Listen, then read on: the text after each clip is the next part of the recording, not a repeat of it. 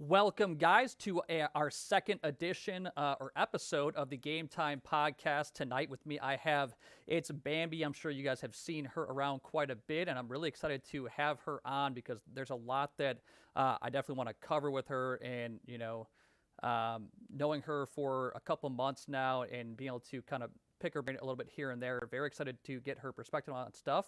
Bambi, welcome. Thank you for being on. Hey, yeah. Thanks for having me on. Of course. Now, tell us a little bit about who you are, what you kind of do in this scene, and kind of how you got started with it. Yeah, definitely. So my name is Bambi or Cade. I go by either or. I am a manager for CTC, which stands for Command the Conquering. They are a up and coming org that just so happened to take me in. When I first got started into esports, I tried doing my own thing, tried running my own um, org, and I realized that like I needed a little bit more help. And CTC definitely took me in and treated me like family. And we are just kind of getting a name for ourselves out there right now. So. Yeah, that's awesome. Because CTC was an org that I actually had not heard of. I heard of Command and Conquer for the tournaments and whatever else, but I didn't know they were an actual org that competed. So first of all, I'm just pumped that they're in XP and crushing it and doing whatever else. But they seem to do exactly like what you kind of mentioned. Doing what they can to support people, have a family like atmosphere at Young Just. Yes, I see you. Don't worry. This is why we do it live, so there's crowd participation. But it seems like one of those orgs that just has a really good reputation, and that those are the kind of orgs that I love working with. What kind of stuff does CTC do that kind of separates themselves a little bit from other orgs from what you've seen? Um, Definitely like with CTC, we definitely go like that extra mile with our players. I'm not saying other orgs don't, but like I like make sure I go through personally. Me, I go and I find our players. I build our teams if they're not already a team of four. We get them coaches, we get them analysts, we stay active with them every day. We will play eights with them, we will practice with them. I personally will fill in if the guys need me to fill in as just like a little stand-in for eights or record bots if they need one of us to record bots. Like me, Feltzy, or Gaizo, like we are very like involved with our players, and whether that be with our Fortnite side, our content creators, our designer side, or our COD side, like we make sure that everybody that's a part of CTC feels like welcomed and a part of the family, and they all have everything that they like would need. That's awesome. Yeah. No, that's cool. Now, how did you kind of get started into the esports scene? Because like I know obviously it's pretty straightforward for like players. They want to compete and whatever else. But I think it's a little bit more interesting from the people that do like a lot of the behind the scenes stuff because their stories are a little bit different than the players. So how did you kind of get your whole passion for it and whatever else? Definitely when I started into this, I actually just started gaming as like a way of an escape. And, you know, I joined an Xbox community. It's like very cringy. I joined an Xbox gaming community clan side, That's not kind cringy. of thing. It's a little cringy. No. Yeah. And they wanted to start up esports, and what I do in my day job and stuff like that is like I manage things and look over things. And so like I was like, oh, this will be easy, right? I was completely wrong. It's not that easy. Um, but I did. I started up a for a local like community kind of thing. I started up an esports side. We did a couple of small things, but you know, they weren't really into the money pit, which is esports. Yeah. And I wanted to keep pushing through. And so, I mean, I just kept going and I just started talking to like people getting involved. I getting involved in like different types of tournaments. That's actually how I met CTC. One of the first tournaments I ever like, I actually played in it because my kids needed me to fill in was the Command and Conquering's Conquerors Cup tournament, and that's how I actually met the Feltzy and Gaizo. And I just kind of it kind of took off from there. Like you just start talking to people, you start working with different people. We started that uh, community thing, Drew.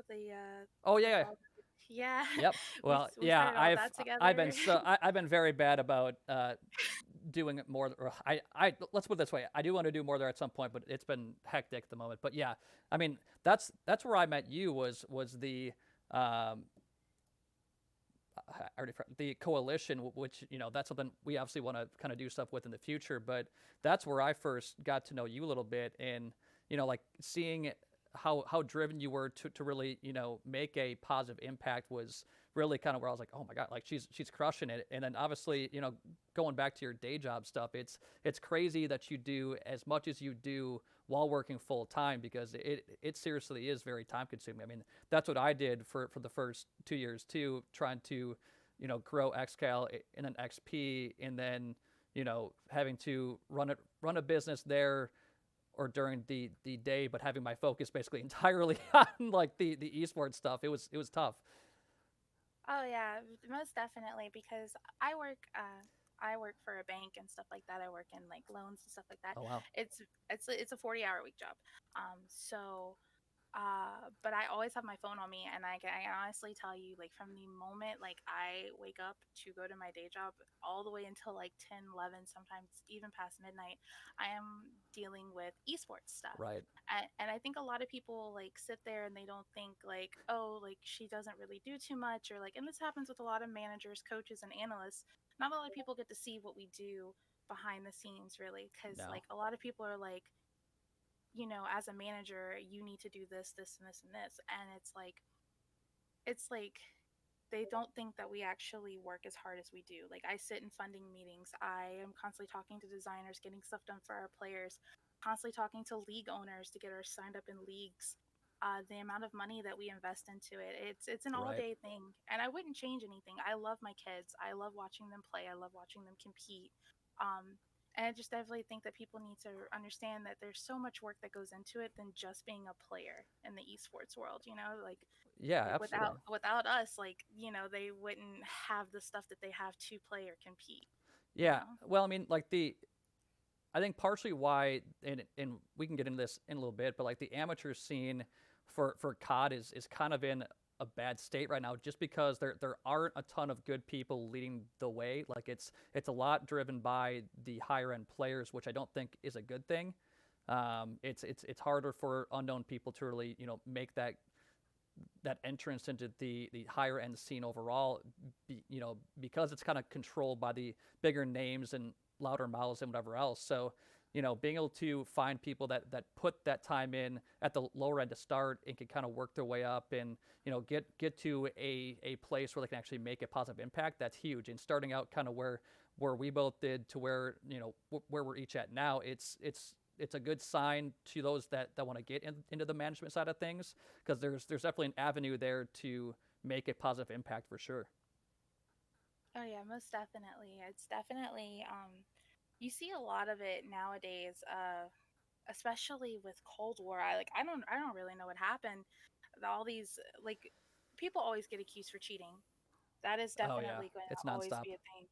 But like it seems like now today, especially these top players, if you have an up and coming like like they're like, hey, like whatever, I've got a lot of crazy talent, which we see a lot of.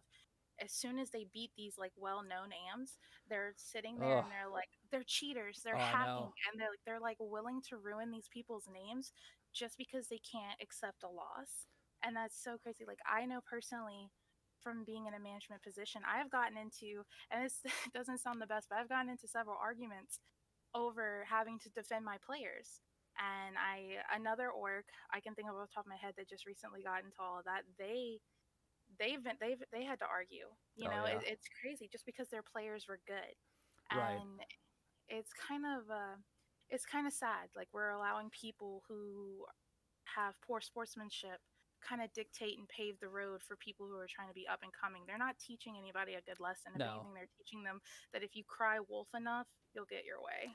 Yeah, I mean, I definitely agree. And the unfortunate thing is there are people that are cheating, but it's so hard to differentiate who's actually doing it fairly and has been grinding and putting that time in to actually earn the level of skill that they've gotten to, versus the people that are trying to cheese their way to a better status. Those are the ones that are making it really really tough at the moment. And I 410 is definitely like I assume that's a team you were referring to. Yeah.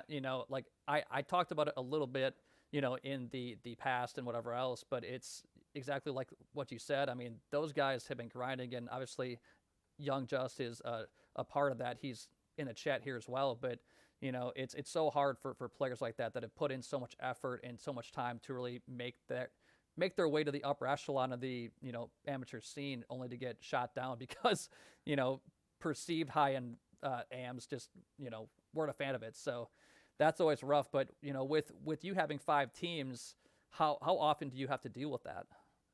Um, Definitely with my not so much with my more league runner teams, because most of them are still on console.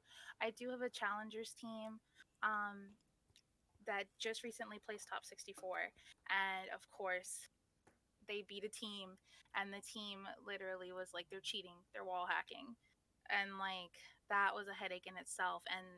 And so like with my teams that do compete in challengers, they constantly have to deal with that. And it's kind of ridiculous as to where like right now, like in leagues such as like yours or knackle or stuff like that, it's easily to debunk and we can move past it and it'd be really quiet.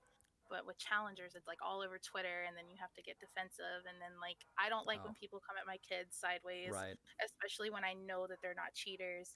And it's like, it just, it's definitely a headache. But I deal with it probably once or twice since Cold War's dropped with my new team, and then with CTC Red, who is in your champs, they got it. Maybe we had to deal with it like 3 or 4 times, Of and course. And it was it's just because they're good. It was yeah. just because they're good. They're talented kids.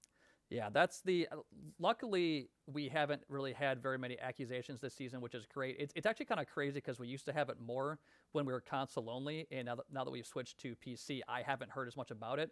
But I think our separation of the Challengers League and the Champions League has actually helped because the Champions League people expect those teams to be better. So like people, as soon as someone gets smoked, they're like, oh, they're hacking or whatever. So it's kind of worked out better that way, but. It, it was that was like the first thing I was thinking of when I heard it was getting switched to PC. I'm like, oh god, we're gonna have so many issues with people being accused of cheating or actually cheating, and it's turned out exactly like that, and it's a dumpster fire. Ugh, I hate Hell it. yeah. I Oh. hate it. It is not fun. But how does the Conquer Cup stuff handle that? Like, have they had any issues so far? No, the Conquerors Cup, we're actually going to be doing our first tournament on the 22nd. Um, but we definitely are going to have everything in place. The only time that we're going to make players monitor cam or hand cam is when another team requests it, Sure. but without like substantial proof. Like we're not going to just disqualify people off of a hearsay. We're not going to do that, and we're Yeah. also not going to sit there and disqualify people because other people are accusing them of being cheaters. That's not how we're going to run things with Conquerors. We're going to make it a very fair playing ground. And, some people are just going to have to know, like, you're going to have to take the L. Like, Yeah. it's just kind of how we're going to run it. We're not going to let people bully us or scare us by tweeting out that we allowed cheaters into our Right. event. I know that there was a couple of tournaments that's had that happen. Oh I yeah. know a tournament or an org owner that had to deal with that was Floral Esports. Mm-hmm. Right when all that stuff happened with 410, she had people messaging about 410 being in her event, Oh god.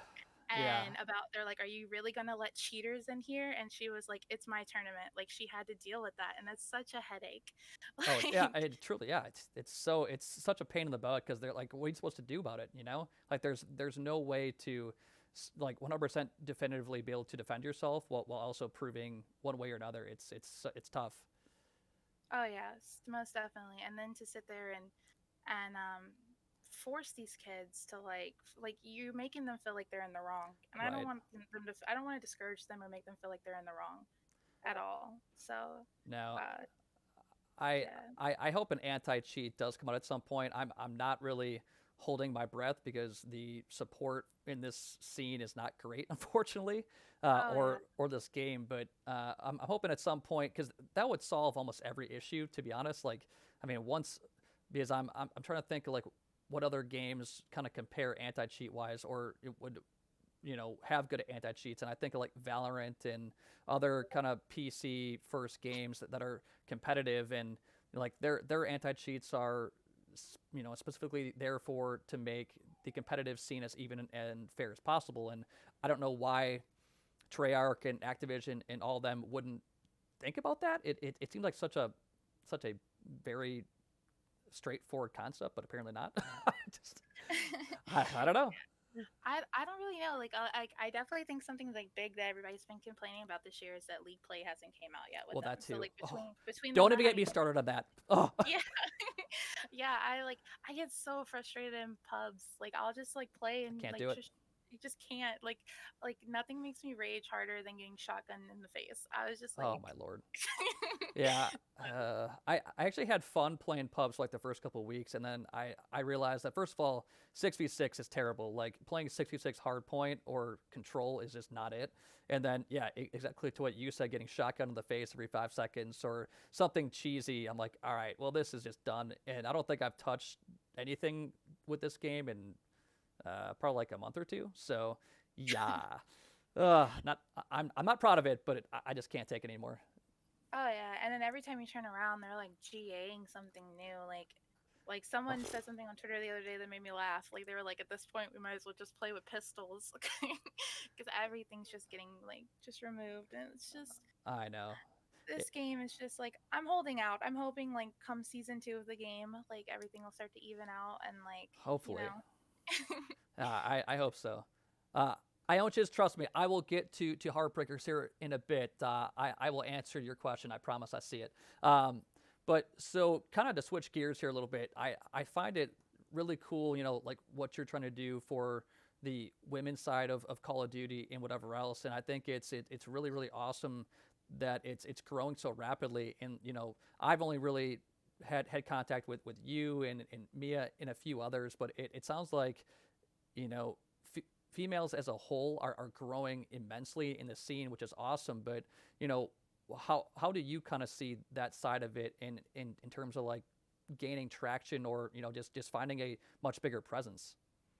I really like to be honest with you. I am like super excited to see all of these females like be involved. Like recently, it's just popping up crazy. I've been seeing all these orgs bring on these all female teams or these. Yep, We have a co-ed team with CTC, and it's just great to see that. It's so great to see all these girls that have crazy amounts of talent just like start to get introduced into here. Um, I personally for me, I enjoy watching these ladies compete. I enjoy watching them get mixed in with it. I think definitely people like Avidity and Floral Esports and uh online the Female Power Twitter page that does female only tournaments. Like I think having them come in and like really amp it up and throw these like weekly tournaments are great because it's making these women feel like they can be like, hey, we can come in and play. Something I would like to see, and I'm hoping that it happens more frequently. We actually have an all females team entered into the Conquerors Cup right now. that's It's awesome. it's 410 purple. It'll be like one of the first times I've seen an all females team play against boys, like in a tournament setting. And I like I hope they I'd like to crush see them. more I of do. that. I really hope so too. Like I hope those girls come in and they take it all because like I really that's what I want to see. I want to see girls come out here and show these boys like, "Hey, I can keep up with you." Like, Yeah, "Hey, absolutely. no more sexist comments. I'm here. I'm going to win." Like Yeah, and absolutely. that's what I want to see, most definitely. And I love getting to meet these females. I love getting to work with these females. I loved working with Floral Esports in my past of time having to work with them. She's great. She's very like very positive towards women. Especially I love the girls at 410 Purple. I have girls that play for me that are on my co-ed teams, and I love seeing them get involved and being out there because it is hard. It's very hard for females. It's Yeah, very I'm hard for sure. us to get started in the esports world. I know personally for me, anytime I go play pubs, if I do a call out or and this is in Yeah, Modern Warfare. yeah. If I go do loot play, God like forbid somebody hear a female in a lobby or something, all hell breaks loose. I don't know oh why, my but goodness, it's like, oh, it's yeah, sad. it's like one or two things, right? Like they're either going to be like super, super like simpy and flirty and cringy and make it Oh yeah, uncomfortable to sit there, or they're going to say the most nastiest, meanest, sexist comments that make us not even want to play. And it's like, it's crazy. I remember in Modern Warfare, I'd be like afraid to turn on my mic because like oh I I'm can either going to get imagine. told some really stupid stuff or like get stumped on it. It's just annoying. Right. But um no, seeing all these women like come out and like starting to be like, "Hey, we're here. Like, look at us. We can play. We're good. We're talented. We're great." I think it's really awesome, and I'm really hoping that the more, you know, the as the months go on, we see more and more women coming out of it because, like, definitely in the COD community, I've met more women who are more empowering than hurtful to each other. Like the amount of support that like all these girls give each other That's is awesome. insane. It's so great to see. So, Yeah, no, that's huge, and I personally haven't experienced it a whole lot from the like league management or competitive side of things, but like when I've experienced women getting into the scene more from like the management side of things, it like I would rather have someone like yourself on my management team than like some of these younger males that like to act out pretty consistently. I'm like why do you react emotionally all the time instead of like every time I've seen like handle issues or whatever else, it's always so well thought out and very very head straight on your shoulders and whatever else, whereas guys kind of get temperamental at times, I guess, and it's like, well, why don't you just calm down? So I don't know. yeah. Yeah, we definitely I don't want to say it's a female thing because we definitely can lose our temper. Definitely. Sometimes these That's fair, men, especially in esports, they can try us sometimes. but they deserve it Uh at the same time. oh yeah, no. I definitely when we look at this stuff, like when I look at it from a manager's point of view, I look at everything as a business and an investment. I'm Hmm. investing money into this. I'm looking as a business, and I talk to people how I want them to talk to me. Yeah, And if I'm gonna come sit down and talk to you, we're gonna work out this problem and we're gonna talk about this problem. And I feel like sometimes these young guys coming up, like you said, in these management spots, they don't really know what it is to have to be professional in a sense. And a lot of no, people don't think that you have to be professional, but just like anything, just like a day job, you have to treat this and treat absolutely. these people with like you're building these bridges and you don't want to burn these bridges with these people because that's the worst thing an org can do is burn their bridges. Well, Because it's once you've burnt yeah, the last bridge, what are you gonna do? it's crazy like that's not talked about more because that's honestly like the one thing that I've always said like ever since I started doing what I do now, which was about 2 years ago now, and the amount of people that I've seen actually treat it like a business I can probably count on like one hand, which is sad for how many people I've interacted with over like the last 23 24 months, but like there just aren't very many people that see it like that or think that it can be capitalized in that same stance or viewpoint or whatever. And I guess like if you're a player, I kind of get why you don't really think about it that way. But even then, you should still take it a little bit more seriously than what they do. But from like Oh the yeah. the org owners or league managers or whatever else, I always see people react emotionally and get into like drama and whatever else. I'm like, why? Just like it's a business. Stop. Oh yeah, most definitely. Like what a lot of people, and this is very important for players too. Players don't understand this. Oh yeah. Like, and it's crazy is because this is our businesses. Like, and like we don't. I wish more people understood this. I had to explain this to my players the other day. Um, we don't get paid to do this. Most of us are here in these management spots, and we are here strictly for like what like I do it because I love watching my kids compete. I Yep. love watching them like succeed in what they want to do. I don't have a problem investing in that, but I'm not bringing in a salary from this. This is purely Right. because I care about my kids and I want them to succeed and I want them to do what they're dreaming of.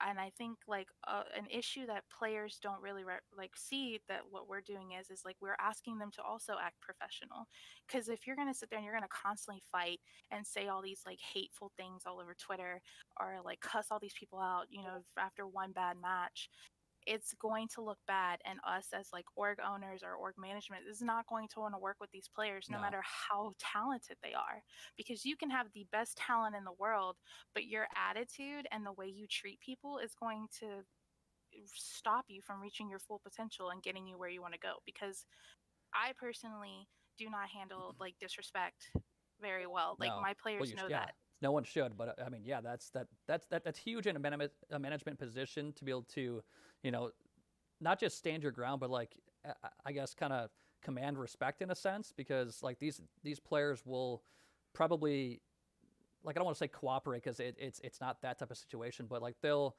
act a little bit better knowing that the person that's leading them actually uh, has that kind of presence, I guess, if that makes sense.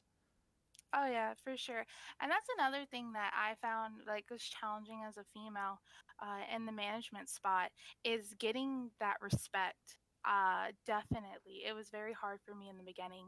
I would go talk to free agents, and like I said, some of them wouldn't want to work with me because when they heard me talking I was a female, or they would make, like sexual comments towards me, and I wouldn't want to work with them because there was no mutual respect there. You're going to have to respect me Yeah. and I will respect you in return. And so it's very hard. It's very hard to be a female that owns an org or manages an org, because some of these players do like just do not want to respect us. And it's kind of crazy because we're in 2021 now, but the like some of the ways like some like how the way some of these boys think Right. is like we're back in the 50s. Oh, I know. Like It's that sad. you shouldn't respect us, and it's like, no, no, sir, that's not how this is gonna No, work. sir. Thank you for your time, but like there's another org Right. that'll take you. Yeah. And have you seen it, get any better over the last couple years? I guess, like, I don't know how long you've been doing this, but I know me personally, like, obviously I think back to like the old Modern Warfare 2 lobbies, which are about as toxic as it gets. People in Yeah. game chat just saying some obscene shit to each other, and Oh yeah. it seems like, then again, like I said, I only really see it from like the management perspective. I don't really see it from the players or anything like that. But it seems like with so many more females getting into those management positions and starting leagues and in orgs and whatever else, like it's not as taboo as it used to be. Like it's so much more common and like everyday occurrences that I don't really know why people act strange to it. I guess I don't know. Um, I definitely think from then, yeah, I've been in the game for about like a little over 2 years. Hmm. But I've been gaming for so much longer, and I definitely will say, yeah, it is definitely gotten better since those days. I think I think everything has, or I would hope at least, because those were some dark times. Oh yeah, oh yeah, yeah. People aren't saying the horrible stuff they were saying, but it definitely sometimes it still feels like it's kind of like that. If I'm being completely honest, it definitely depends on who you're talking to, Yeah. because like I said, some of these guys, um, just I'm just not sure. I'm not sure who told them that it was okay to talk to a girl the way that they talk to girls. I'm not sure if it's okay. Like it's frustrating because I'm on Twitter constantly because that is my job. Like I'm constantly looking for talent, leagues, whatever. And it is so upsetting sometimes to see these girls like be confident enough to post pictures of themselves on their Twitter and be objectified by all these guys within the gaming community, and then go into these Discord chats and these girls try to talk, and like these dudes are just being completely rude or dismissive to them. Or even I've sat there and I've seen orgs like turn down females who wanted to try out for the team. Like that's still going on, and that's something that like, we need to get rid of, because Yeah. like that's very frustrating, because I truly believe that like we belong here. We belong here just as much. Like nobody ever said, like nobody ever like, I guarantee you, you go pull a video game box, it's not saying just for boys on the box. Like Right. anybody can game. And so like the fact that people are just like gaming's for boys, girls have no place here, blah blah blah blah. Like that's ridiculous. Right. like No, like I and I think like a lot of it's just because, well, maybe not like younger kids, but like I know as I got older, and like was dating and whatever else, like girlfriends are like, oh, why are you playing video games or whatever else, and like give you shit about it. You're like, oh, I see how it is. So like I never dated someone that like playing video games. Unfortunately, probably would have been super cool, but like I feel like I was kind of trained when I was growing up that like girls for the most part just didn't like video games, and now I think it's becoming so much more common just because video games are becoming just a bigger part of everyday life, and not just for guys that want to get on with their buddies after school and talk shit and screw around, but like it's such more of just a lifestyle type thing for everybody, and that's huge overall because that kind of kicks off the snowball effect of it being commonplace. But like we just need more people to like make a positive impact, and that's kind of what the coalition was for. Obviously we haven't made a huge impact yet, but obviously gender is a huge issue, but also the whole race thing as well. But like that stuff that I know I wanted to try to positively impact, and people like yourself are a huge part of that. Oh yeah, for sure. I definitely hope like we can get that coalition like up and running. We definitely need it now more than ever, Yeah. especially with all of the ridiculous hacking stuff that's coming out, and like and us having more females trying to get involved and stuff. I definitely think that having a group of orgs join together and just kind of be able to work things out peacefully is definitely something needed. Oh yeah. um and just like bringing all these issues to light and like starting the discussion and having the discussion, because you are right, gaming is growing. We are having so many more people enter into the world of gaming just because it's just it's pretty much our new norm now. You can't Yeah. go out to clubs anymore. You can't go out to you really well, you shouldn't be going out to clubs anymore. Yeah. People are still making it happen. They'll Yeah, find a way. yeah, you're supposed to be staying in. It's a pandemic. What are you gonna do? You can only binge watch Criminal Minds so much. Like that gaming is like it's a way to stay. It's like when you put on this headset, you can talk to all of your friends. It's like you're with your Right. friends without being with your friends. And so like and that should be for everybody. Oh Everybody yeah. should have that, because like for me, something that people don't really talk about is like it is a way for us not to feel lonely when we're having to be alone right now. Yeah. Like you're supposed to be quarantining, you're supposed to be by yourself for the most part, or with very few people around you. So you're going to get lonely, and that's going to cause depression and depressive episodes, especially with COVID has like caused so much like Oh onset yeah. depression. It's crazy. And And nobody talks gaming, about it too, which is a scary part. yeah, like nobody ever wants to talk about depression Hmm. or what comes with it, right? And like it's mind-blowing because like gaming has been a way to reverse that. Really is not maybe reverse it, but like help people with it, Yeah. Absolutely. because you get on and you just go into this whole new world, and like you're talking to all these people, you're making all these friends. And you feel like I you're a have part of something. exactly, like the other founders, like they live in England, right, of CTC. So like I get to talk to them, and because of gaming, like that's how I met them, and that's how like I'm growing, and like I like know people all over the United States. I'm friends with people all over the US and out of the country and stuff because of gaming. Right. I've met some wonderful people through gaming. Yeah. So, you Now, know.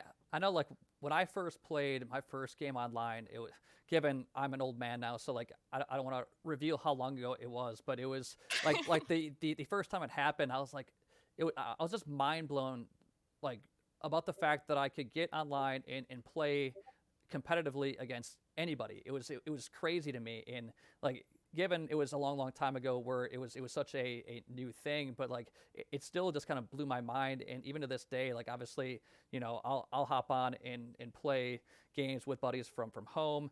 Speaking of those buddies, Elliot, thank you for the sub, I appreciate that. One of the OG homies.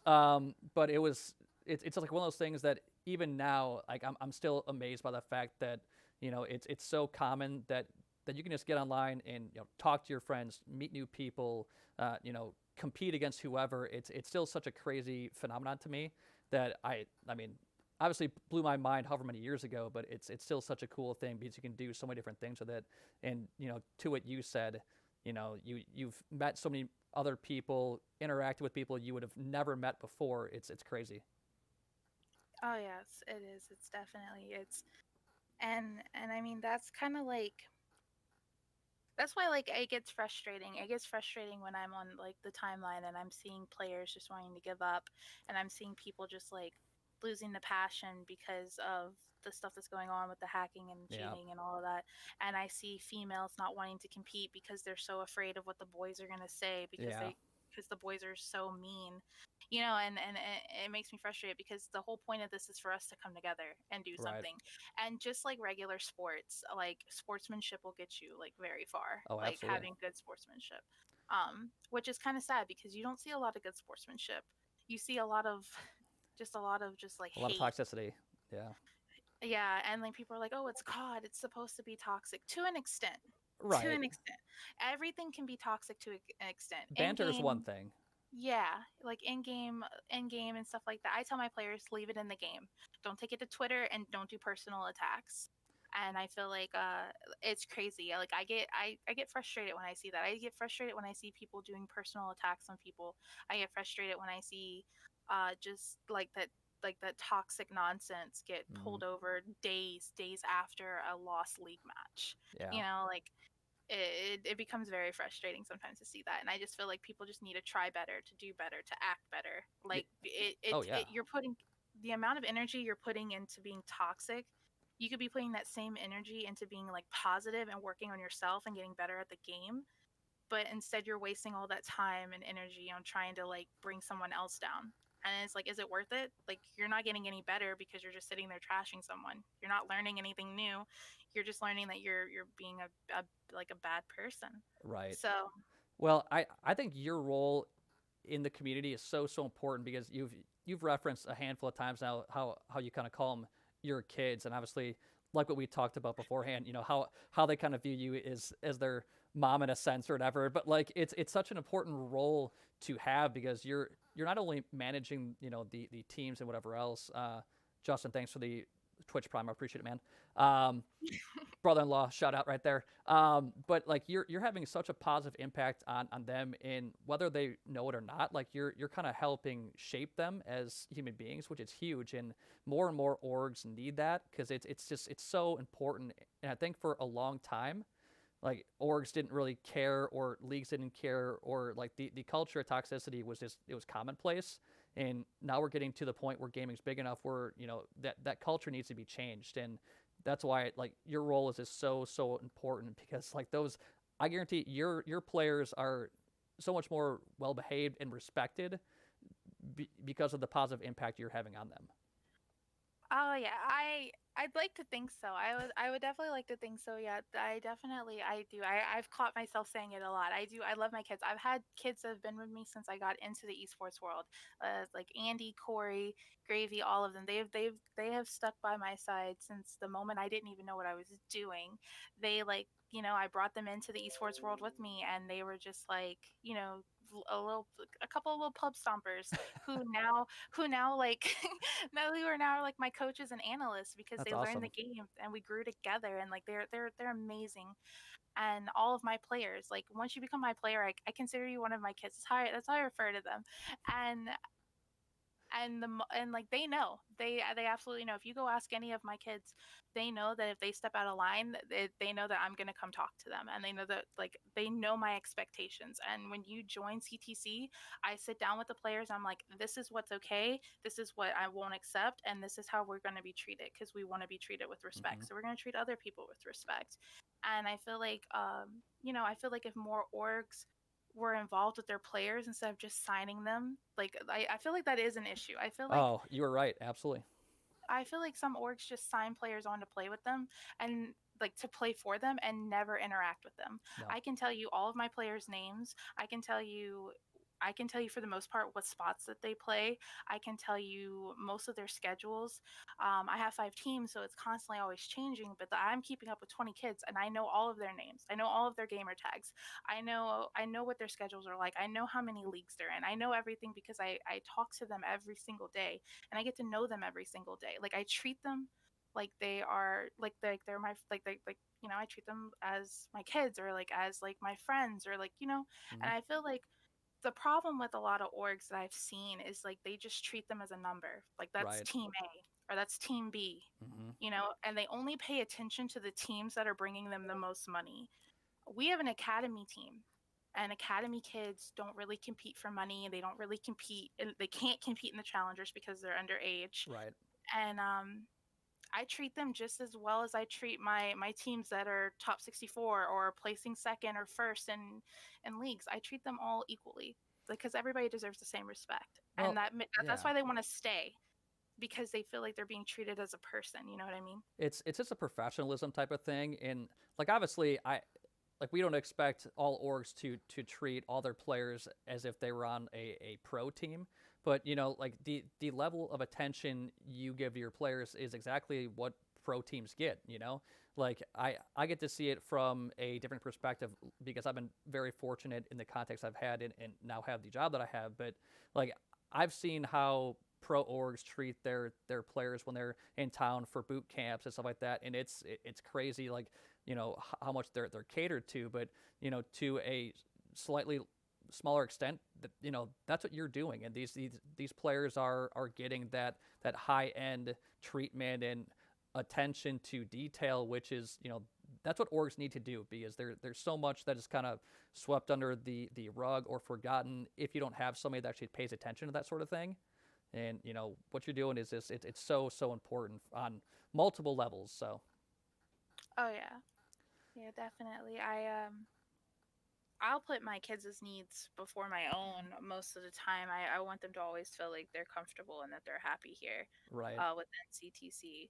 And I'm not saying everybody needs to do that. That's just how I am. That's how I've always been with everything. But definitely, if you show them a little bit more that you care, and sometimes my kids say that like I come off with a little too much tough love at times, but it's just because like when they're doing something stupid or reckless, I'm going to call them on it and we're going to fix it, because when they go out and compete, they're not just representing themselves, they're representing CTC, and Right. which my name is attached to that. So you're representing me.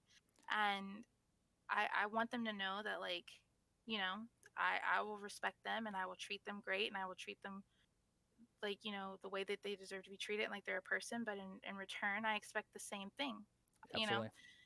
And I feel like that's a miscommunication against players and league owners all the time. A league owner's like, I'll drop you. It's not a big deal. Bye. Like whatever, I can pick up someone else. Yeah. And players are like the whole like, you owe me this it's because I it's a played for you. strange, yeah, it's a strange dynamic at times for sure, and I think it's partially because the expectation levels are a little bit different, and I don't really know like where that disconnect came from. It's kind of odd. Oh yeah. And It is odd. yeah, and I think a lot of orgs maybe think like getting into amateur esports is some type of cash grab. That's really not at all what they should view it as. Like there's so many orgs that try to or so many people that start orgs thinking that like it's a way to become the next optic, but it's such a grind to get there, and It finding is. paying attention to the small things and getting the right people into management positions and doing content and having successful teams. Like it all kind of gets bundled into one big business more or less, and Oh like yeah. like I feel like a lot of these orgs don't think that there's like an investment on the front end. They're like, oh, like we want to sign this team, but the players have to still pay their entry fees and stuff. It's like, well, why? That seems kind of ass backwards. Oh yeah. Um and that's crazy. Like I definitely want to cover on that too a little bit. For the org people, like I don't know, like what you said, like you're exactly right. People come into this thinking I'm gonna make bank off of this because you see these big pro teams It bringing in all blows my this money. mind. It's like, no sir, no sir, I have invested so much money into this, and Yeah. like it's gonna be a while before you see any sort of return. Oh yeah. And honestly, when we win events and tournaments and stuff like that, that literally sits in my PayPal, and it goes back into like putting them in more leagues and tournaments Right. and events. Like I have not, me nor CTC have like made a huge profit off of anything, and anything that we have like made money off of, we've put it back into the org, back into our That's how it's players. supposed to go, though. I mean, like it's the Yeah. same thing for leagues. Like I know some leagues take a cut of entry fees. I didn't realize leagues did that when I first started. I had no clue. So like literally everything we brought in went straight back to the players. I'm like, how do these leagues actually like keep afloat? I'm like, oh, I get it now. So they take cuts, and I feel like it's different for an org because those cuts get reinvested back into entry fees and whatever else. But it's like the mindset of thinking you can come in and just like make money, cash hand over fist is just it's weird. I don't know where that idea comes from. I have no clue. I don't know. I definitely think a lot of them come in here just I don't know who told them that this is a good way to make Yeah, money. who are they Cause talking to? I work a 40-hour job just so I can make sure my kids get to play. Like I don't know, sir. Like what? Like Yeah, it's and there's so crazy. much money, more money just than just competing. Like um recently, CTC for its players and content creators, we recently just paid to get brand new Twitch overlays done and brand new banners done. And that's not And cheap.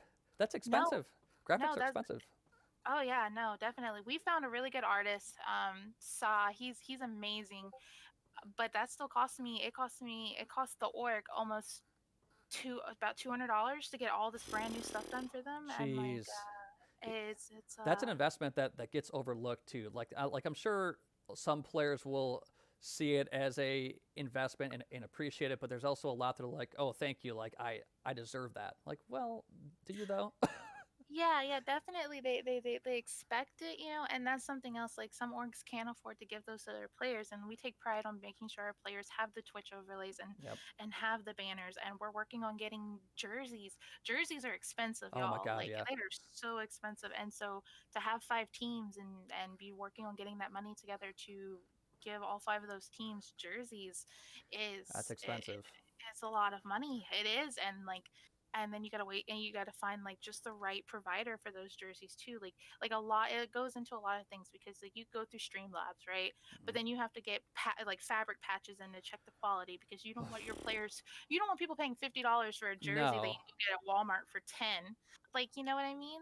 Well, So plus like there's so many people like scamming out there too. Like there are a lot of shady esports businesses that like take advantage of brand new people in the scene. Like, oh, let's like order jerseys here and then don't send them out for like 3 months. Like what, like oh there's a lot of stuff yeah. like that too. And like we're getting close to the end anyway, so I don't want to dive into that because it's just gonna rile me up, and I'm sure you've experienced it too. But like that's not helpful. Like that's terrible. It's a detriment to the scene.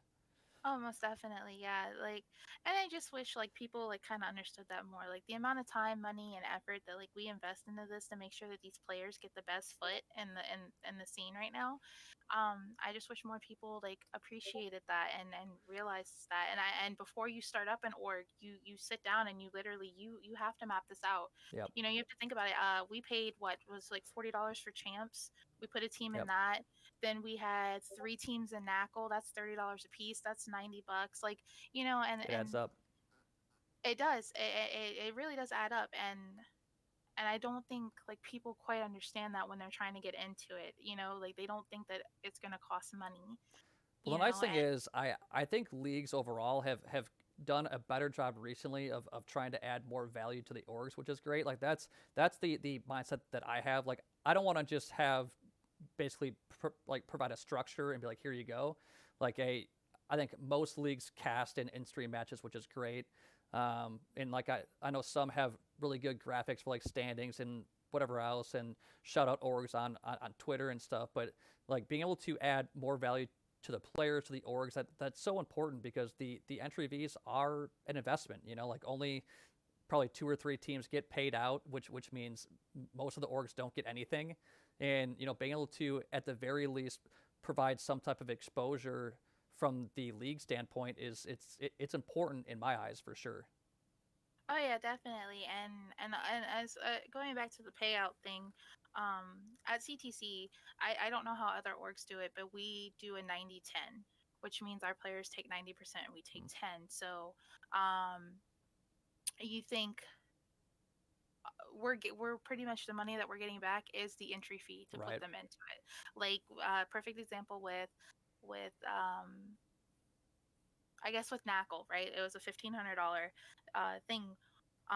If you were to do that 90-10 with that, we would have gotten a profit of $50 off of that, which went right back into it to put them into another league. Like it's Right. just a you know even the orgs that do win, the players are getting paid. We're Yeah. just putting money back into it so the players can keep playing. So Yeah. it's Orgs aren't definitely taking cash and just put it in their pockets. That's not, that's not a thing. no.